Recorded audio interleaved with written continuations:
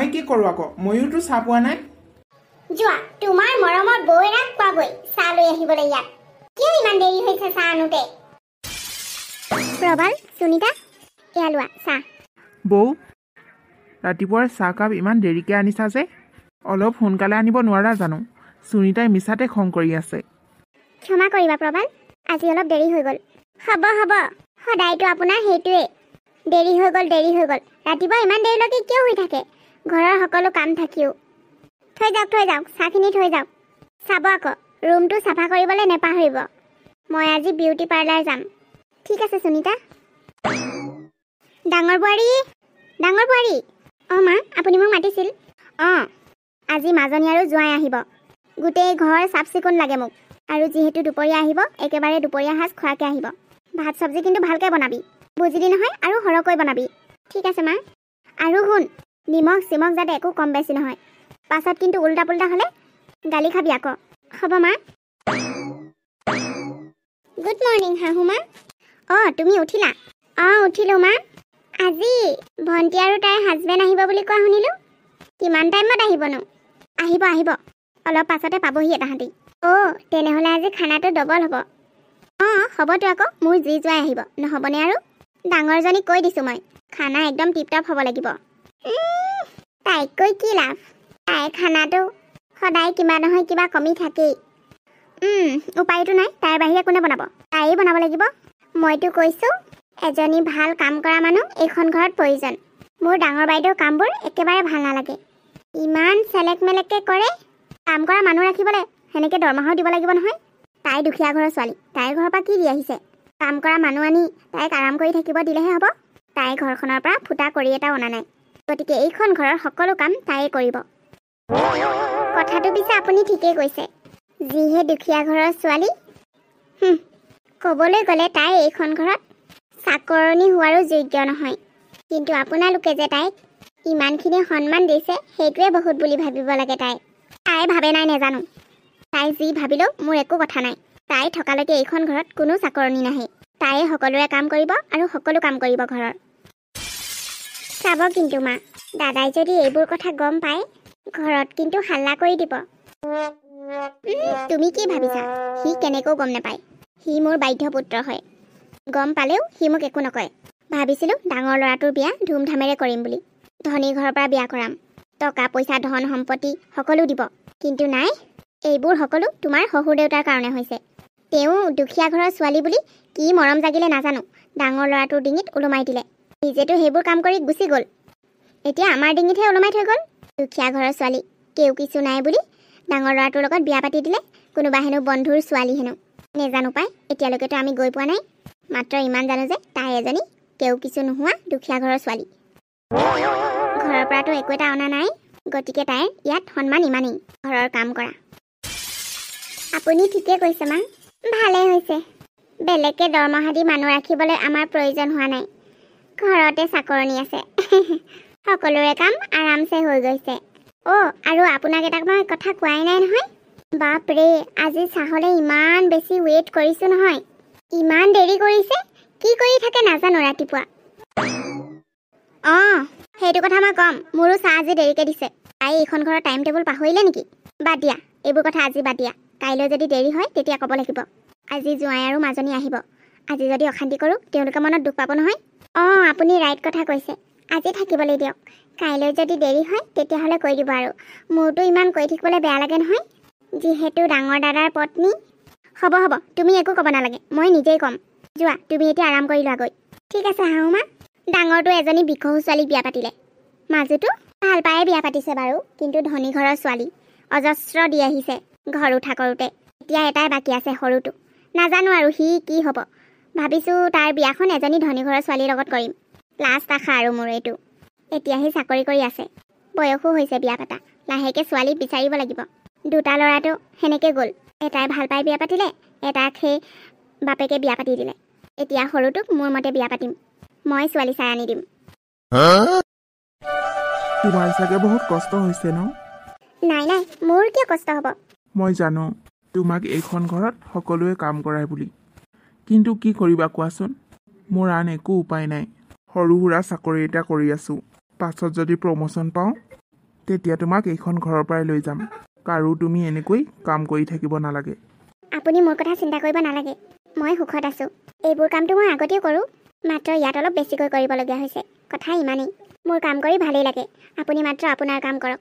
আৰু এইখন ঘৰ এৰি যোৱাৰ কথা নাভাবিব। ডাঙৰজনেই যদি এনেকৈ ঘৰখন এৰি থৈ যায়, সৰুকেইজনলৈ কি আশা কৰিব কওকচোন? দেউতাও গুচি গ'ল, এতিয়া মাকো যদি আমি এনেকৈ এৰি থৈ যাওঁ, মায়ে মনত বহুত দুখ পাব। কথাটো হয়, তুমি ঠিকে কৈছা। যি হয় পাছত দেখা যাব। কি ছাৰপ্ৰাইজ দিয়া কথা কৈ আছ তই? মা, মই তোমালোকৰ কাৰণে এটা বহুত ডাঙৰ ছাৰপ্ৰাইজ আনিছোঁ। সোনকালে দেখুওৱা আকৌ, আমি ৰৈ আছোঁ নহয়। অঁ ভাইটি, সোনকালে দেখা। অথনিৰ পৰা মাত্ৰ কৈয়ে আছ, দেখাবিনে? দেখাম, কিয় নেদেখাম। মা, যোৱা, নবোৱাৰীক আদৰিবলৈ ৰেডি হৈ লোৱা। কি কৈছ তই এইবোৰ? অঁ মা, মই ঠিকে কৈছোঁ। মই তোমালোকৰ আৰু এইখন ঘৰৰ কাৰণে সৰু বোৱাৰী লৈ আহিলোঁ। তই পাগল হৈছ নেকি বাবা? তোক সৰু সৰু বুলি ভাবোতে তই ইমান ডাঙৰ ভুল কৰিব পাৰ? সেইবোৰ বাদ দিয়া মা, নবোৱাৰী আদৰা। তাই বাহিৰত ৰৈ আছে। দেখিলে মা, আপুনি কৈছিলে নহয় আপোনাৰ সৰু পুত্ৰই আপোনাৰ মতেই বিয়া পাতিব বুলি। এয়া দেখোন সম্পূৰ্ণ ওল্টাটোহে হ'ল। সৰু ভাইটি, ৰবা, মই তাইক আদৰিবলৈ ধূপ চাকি জ্বলাই আনো। অঁ বৌ। কোনো আদৰিবলৈ দৰকাৰ নাই। তোৰ সাহস কেনেকৈ হ'ল এইখন ঘৰত একো নজনোৱাকৈ তই বিয়া পাতিবলৈ? মা, খং কিয় কৰিছা? ৰবা, তাইক ময়ে লৈ আহিছোঁ। আহা ৰুণজুন। এয়া ৰুণজুন। খবৰদাৰ, তই যেনেকৈ তোৰ ঘৈণীয়েৰক ইয়ালৈ লৈ আহিছ সেনেকৈ ইয়াৰ পৰা লৈ যা। তাইক এইখন ঘৰত আমি কেতিয়াও আদৰি নলওঁ। ভাবিছিলোঁ সৰু ল'ৰাটোৰ বিয়া মোৰ মতে কৰিম বুলি, কিন্তু এই ছোৱালীজনীয়ে মোৰ ল'ৰাক ফুচুলাই মুচুলাই বিয়া পাতি লৈ আহিলে। কি ঘৰ, কি জাতৰ ছোৱালী, সেইবোৰতো একো নাজানোৱে। মা, তাইৰ মা দেউতা কোনো নাই। তাই সৰুৰে পৰা অনাথ আশ্ৰমতে আছিলে। চাকৰি কৰাৰ পাছতেই তাইক মই লগ পালোঁ আৰু তাইক মই ভাল পাই বিয়া পাতিছোঁ। গতিকে জাত, মাক দেউতাক সেইবোৰৰ একো প্ৰয়োজন নাই। তোৰ কাৰণে প্ৰয়োজন নহ'ব পাৰে, তাৰমানে তয়ো সেই ভিকহু ঘৰৰ ছোৱালী এজনী লৈ আহিছ। অ' ঘৰ ক'বলৈতো নহয়, তাইৰ ঘৰ নাই নহয়, অনাথ আশ্ৰমতহে ডাঙৰ হৈছে। মা, সেইবোৰ বাদ দিয়কচোন। দেখিছেনে ইমান ধুনীয়া আমাৰ সৰু বোৱাৰী। ভাইটি, যোৱা, বোৱাৰীক ৰুমলৈ লৈ যোৱা। তই কি এইখন ঘৰৰ মালিকনী নে মই মালিকনী হা? তই যে এনেকৈ অৰ্ডাৰ দিবলৈ আহিছ, ইয়াত যে মই কিবা এটা কৈ আছোঁ সেইটো তই শুনিছনে নাই? কিন্তু মা, তাই এইখন ঘৰলৈ নতুনকৈ আহিছে। তাইক যদি এনেকৈ ব্যৱহাৰ কৰে, তাই কি বুলি ভাবিব বাৰু? অঁ, তইতো ভাল পাবিয়ে, কাৰণ তোৰ নিচিনা ভিকহুৱে নহয় জানো। হ'ব আৰু মা, যি হ'ল হ'ল। এতিয়া তাইক আদৰি লোৱাৰ বাহিৰে কি উপায় আছেনো? মা, মই বুজিছোঁ। মই তোমাক নোকোৱাকৈ বিয়া পাতাৰ কাৰণে তুমি খং কৰিছা, কিন্তু ৰুণজুন বহুত ভাল ছোৱালী। চাবাচোন, লাহে লাহে তুমিও ৰুণজুনক ভাল পাবা। প্ৰথমতে কৈ দিছোঁ মই, এইখন ঘৰত যদি থাকিবলৈ ইচ্ছা আছে তেনেহ'লে মোৰ মতে চলিব লাগিব।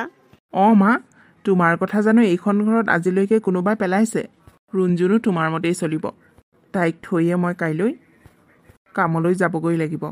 বেছিদিন ছুটি পোৱা নাই, 3 দিনে ছুটি পাইছিলোঁ। কাইলৈ যদি মই সময়ত নাপাওঁগৈ তেনেহ'লে মোৰ চাকৰিয়ে যাব। হ'ব, যা, লৈ যা ঘৈণীয়েৰক। ব'লা ভাইটি, বোৱাৰী ব'লা। কি যে হৈছে নহয় এইখন ঘৰত। মোৰ আশাবোৰ দেখোন সকলোৱে চেঁচা পানীহে ঢালি যায়। আপুনি টেনশ্যন কিয় লৈছে মা? আমি ভালহে পাব লাগে। ঘৰখনত ফ্ৰীতে দুজনী চাকৰণী পাইছোঁ, ইয়াতকৈ আৰু ভাল কি হ'ব পাৰে? অঁ, সৰু বৌৱে ঠিকে কৈছে মা, তোমাৰ কাৰণে ভাল, দুয়োজনীকে যিমান পাৰা কাম পাচিবা। অঁ, এনেও ডাঙৰ বাইদেৱে ইমান ডাঙৰ ঘৰখন আৰু কামবোৰ চম্ভালিবলৈ অলপ দিগদাৰ হয়েই। এতিয়া তাইৰ লগতে আৰু এজনী আহিল, ভালহে হ'ল। দুয়োজনে মিলি চলাব আকৌ ঘৰ, কাম কৰিব আকৌ। অঁ, তোমালোকে ঠিকে কৈছা, দুয়োজনীয়ে ভিকহু, এইখন ঘৰত চাকৰণী নহয় কি হ'ব? চাওঁচোন ময়ো। ব'লা, ইয়াত এইবোৰ আলোচনা কৰি একো লাভ নাই, যি হ'ব দেখা যাব। বাইদেউ, সৰু বোৱাৰী, আপুনি ইমানবোৰ কাপোৰ ধুই আছে যে? ঘৰৰ সকলোৰে কাপোৰ ধুইছোঁ আকৌ। আপুনি ঘৰৰ সকলোৰে কাপোৰ কিয় ধুইছে বাইদেউ? সদায়তো ময়ে ধুওঁ। ৰাতিপুৱাৰ পৰা দেখি আছোঁ আপুনি ইমান কাম কৰি আছে, তাৰোপৰি সকলোৰে কাপোৰ। সৰু বাইদেৱে একো নকৰে নেকি? অঁ, তাই এইবোৰ কৰিবই নাজানে। তাই বহুত ধনী ঘৰৰ ছোৱালী, সেইকাৰণে তাই কাম নকৰেই। এয়া কি? ধনী ঘৰৰ ছোৱালী, দুখীয়া ঘৰৰ ছোৱালী বুলি কি আছে? হয়তো এইখন ঘৰৰ সকলোৱে বোৱাৰীহে। আপুনি কিয় তেওঁলোকৰ কাম কৰি দিয়ে? ঘৰখনত অশান্তি হোৱাতকৈ কামবোৰ কৰি দিয়াই ভাল বোৱাৰী। ব'লা তুমি চাহ খাই ল'বা, মই সকলোকে চাহ দিলোৱে। নাই মই চাহ নাখাওঁ। পিছে আপুনি চাহ খালেনে? খালোঁ। কাপোৰখিনি এতিয়া ধুই শেষ কৰিলোঁ, এতিয়া যাওঁ আৰু ভাত বনাওঁগৈ। আচৰিত, কেনেকৈ পাৰে সকলোৰে কামবোৰ ইমান মনে মনে কৰি থাকিবলৈ। ঘৰৰ পৰা একো এটা আনিব নোৱাৰিলোঁ, দুখীয়া ঘৰৰ ছোৱালী। এখন ঘৰ আৰু এটা পৰিয়াল পাইছোঁ, সেয়াই বহুত। এইবোৰ কাম কৰি মই এনেও ভালেই পাওঁ। নহয় বাইদেউ, এইটো আপোনাৰ ভুল ধাৰণা। এতিয়া মই আহিলোঁ, গতিকে সকলোৰে কাৰণে আইন সমান হ'ব। মই অকলে আপোনাক এনেকৈ কাম কৰি থাকিবলৈ দিব নোৱাৰোঁ। নাই বোৱাৰী, এইবোৰ কৰি নাথাকিবা। যেনেকৈ চলি আছে তেনেকৈ চলি থাকিবলৈ দিয়া। বোৱাৰী, এতিয়ালৈকে ঘৰখনত একো কাম হোৱা নাই যে? মা, মই লাহে লাহে কৰিয়ে আছোঁ ক'লে নহ'ব নহয়। সৰু বোৱাৰী মহাৰাণী ক'ত? তাই কি ভাবিছে এইখন ঘৰত আহি মহাৰাণীৰ দৰে জীৱন কটাম বুলি ভাবিছে নেকি? তাই আছে মা, চব্জি কাটি আছে। মাজু বোৱাৰী বোলে তুমি আজি চাহ নিদিলা? আজিতো সৰু বোৱাৰীয়ে চাহ দিছিলে সকলোকে। অঁ, সৰু বোৱাৰীয়ে দিছিলে। মাজু বোৱাৰীয়ে হেনো চাহ নাপালে, তাই বহুত খং কৰি আছে। মই নিদিলোঁ মা, তাই এইখন ঘৰৰ বোৱাৰী, তাই নিজে চাহ বনাই খাব নোৱাৰে নেকি? আচ্ছা ঠিক আছে, চাহকাপ মই দিলোৱে বাৰু, একো কথা নাই। কিন্তু তাই আমাকতো অলপ সহায় কৰিব লাগে কামত। গোটেই ঘৰখনৰ কাম আগতে ডাঙৰ বাইদেৱে চলাইছিল, আৰু এতিয়া মই অহাৰ পৰা মই তেওঁক সহায় কৰি দিওঁ। কিন্তু সৰু বাইদেউক মই কেতিয়াও ৰুমৰ পৰা আহি কাম কৰা দেখা নাই, খালি ষ্টাইল মাৰি ফুৰে। এনেকৈ হ'লে কেনেকৈ হ'ব মা? এইখন ঘৰত 3জনী বোৱাৰী আছোঁ, গতিকে সকলোৱে সমানে কাম কৰিব লাগিব। কি কলি তই জাননে তাই কিমান ধনী ঘৰৰ ছোৱালী? আৰু তাইক মাক দেউতাকে বহুত কিবা কিবি দি আহিছে এইখন ঘৰত খাব পৰাকৈ। তহঁত দুয়োজনী কি দি আহিছে? তহঁতৰ এইখন ঘৰত কাম কৰাৰ বাহিৰে আৰু কি আছে কচোন? মোকতো মাজু বোৱাৰীয়ে কৈয়ে থাকে, তহঁতৰ নিচিনা ছোৱালী এইখন ঘৰত একো সামৰ্থ্য নাই থকাৰ। কিন্তু তথাপিও মোৰ ল'ৰাই বিয়া পাতিছে যেতিয়া তহঁতক মই এইখন ঘৰত থাকিবলৈ মানা কৰা নাই। নহ'লে তহঁতৰ অকাত কি আছে এইখন ঘৰত থাকিবলৈ? হা, এজনী কাম কৰা মানুহৰ সমানো তহঁতৰ এইখন ঘৰত অকাত নাই। কাৰ কিমান অকাত আছে সেয়া সময়ত গম পাম মা।